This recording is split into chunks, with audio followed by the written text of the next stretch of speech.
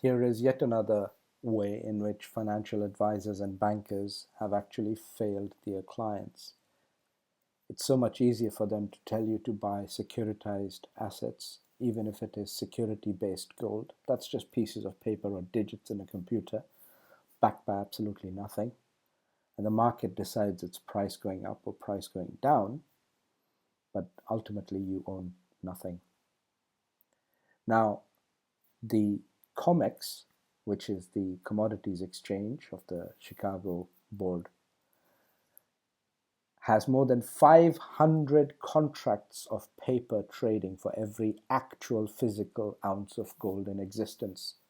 If all 500 plus traders were to call in for the physical, they would very quickly discover there's only 1 ounce to satisfy one person.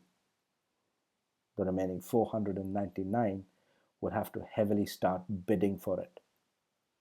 So why is it when they know all this, when all this is visible to the bankers and the financial advisors, why is it that they don't bother telling their clients to get physical gold on the double in a hurry, as quickly as possible? Because the fees and commissions generated by getting people invested in funds and mutual funds and unit trusts are far more lucrative. That is ultimately their main income. That's the easy route. If financial advisors were to take the hard route, they would have to give genuine advice, which would mean owning actual physical metals. This is one of the reasons why the COMEX itself is committing a gigantic fraud, and this fraud has no criminal investigation pending.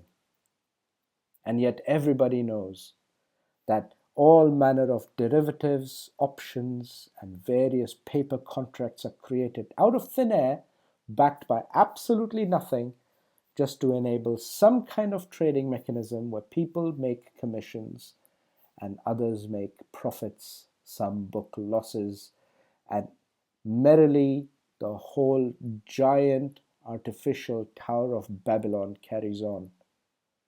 And yet all of this is nothing but hot air, backed by nothing physical at all whatsoever.